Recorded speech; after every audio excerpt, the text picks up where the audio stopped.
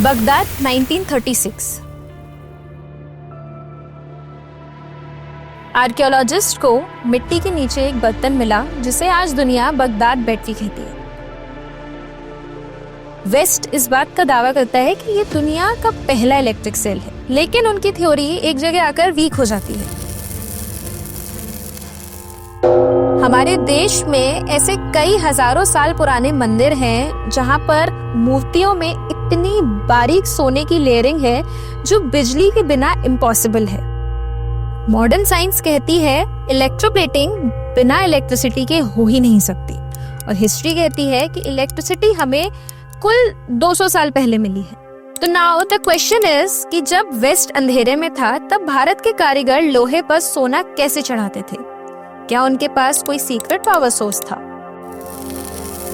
इसका जवाब किसी मॉडर्न लैब में नहीं बल्कि ऋषि अगस्त्य के एक सदियों पुराने मैन्युस्क्रिप्ट में छुपा है। एक ऐसा मैनुअल जिसे गलती से मंत्र समझ लिया गया। यार 24/7 इलेक्ट्रिसिटी आज हम लोगों के लिए कितनी नॉर्मल है। हमारे फोन्स चार्ज होते हैं, कार्स बैटरी से चलती हैं, स्मार्ट होम्स, एवरीथिंग। और हमें हमेशा से ये लगता आया है कि इलेक्ट्रिसिटी वेस्ट की देन है। हमें हमारी टेक्स्ट बुक से रट्टा भी यही लगवाया गया कि 18th सेंचुरी में अलेसैंड्रो वोल्टा ने इलेक्ट्रिक बैटरी बनाई वगैरह वगैरह। खैर, but I have a question. अगर मैं आपसे ये कहूँ कि जब यूरोप इलेक्ट्रिसिटी का नाम भी नहीं जानता था तब भारत में एनर्जी जनरेट की जा चुकी थी। No wires, no turbines, no power station, सिर्फ प्योर ऑब्जर्वेशन और एक ऋषि का दिमाग। आज मैं आपसे कोई बिलीफ या सुपरस्टिशियस बात करने ही नहीं आई हूँ। आज हम बात करेंगे एक सिंपल से प्रोसेस की। तो guys, Agastya Samhita is a text, लेकिन इसे ना हमेशा स्पिरिचुअल समझकर साइड कर दिया जाता है। But if you read it carefully इतना सा भी, तो यू विल रियलाइज इट कि ये कोई कविता नहीं है और ना ही कोई मेटाफर है। ये एक बहुत ही सोचा समझा इंस्ट्रक्शन बेस्ड नॉलेज है। इसमें अगस्त्य ऋषि ने एक लाइन लिखी।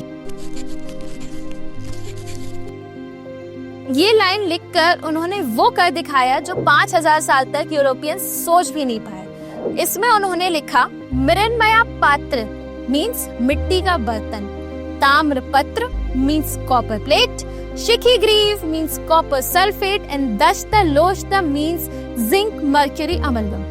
अब अगर आप इसे थोड़ा सा रुककर देखेंगे और समझेंगे तो यू विल रियलाइज कि मिट्टी का बर्तन is insulator, copper plate is your conductor, zinc is your electron donor. Sounds familiar, right? Modern science इसे गैल्वेनिक सेल कहती है।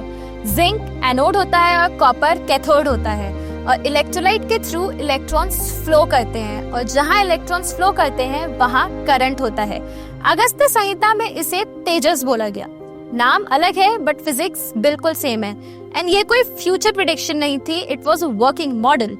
और सबसे इंटरेस्टिंग फैक्ट कि ये नॉलेज ऑब्जर्वेशन से थी, तुक्के से नहीं थी। तो अब जरा आ जाते हैं इसकी टर्मिनोलॉजी पर। अगस्त्य मुनि इलेक्ट्रिसिटी को बोलते हैं मित्र वरुण शक्ति। क्यों?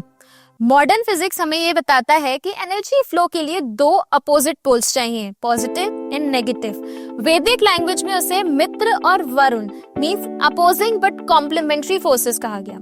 अलग है लेकिन एक दूसरे से डिपेंडेंट भी है। जब ये इंटरेक्ट करते हैं तो एनर्जी जनरेट होती है। Same idea but different vocabulary. और फिर आता है एक शब्द और जिसे कहा गया षट कुंभी। षट का मतलब 100, यानी 100 सेल्स को सीरीज में जोड़ना ताकि वोल्टेज बढ़े।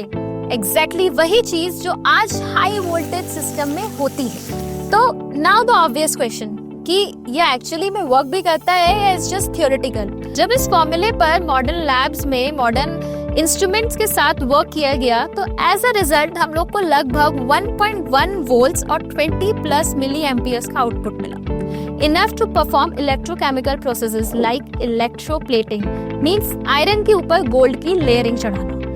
एंशिएंट टेक्स्ट इसे ताम्र स्वरूप कहते थे। इसका सिंपल सा मतलब ये है कि एंशिएंट इंडिया पावर ग्रिड्स नहीं चला रहा था यार। इट मींस कि वो इलेक्ट्रोकेमिस्ट्री समझ चुका था। अब यहाँ एक कॉमन मिसअंडरस्टैंडिंग है।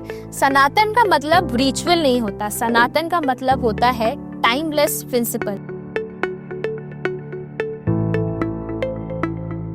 जब साइंस लिखी जाती है वो अपडेट होती रहती है। जब साइंस को सिंबल में छुपा दिया जाता है वो सरवाइव करता है। मंत्र का काम याद दिलाना था और फॉर्मूले का काम सिंपल समझाना। Now the question also arises कि अगर ये इतना ही एडवांस था तो आज हम वायर्स और पोल्स पर क्यों डिपेंडेंट हैं? तो यार होता क्या था कि भारत का ज्ञान ना हमेशा गुरु शिष्य परंपरा पर ही था।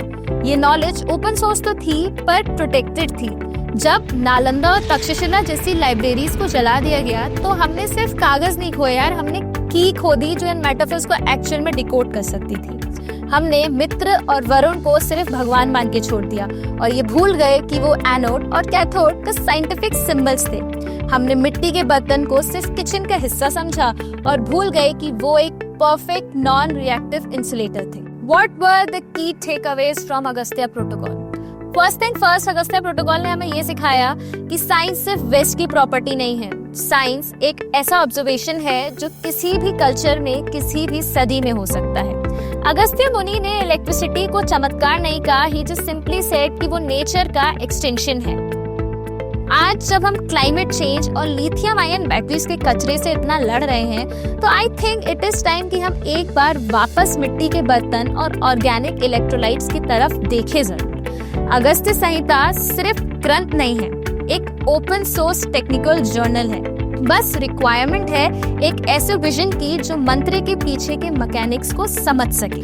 अगस्त्य प्रोटोकॉल सिखाता है कि हम एंशिएंट टाइम में भी अहेड ऑफ टाइम थे। This was not mythology, this was method. So guys, this was Agastya Protocol for you.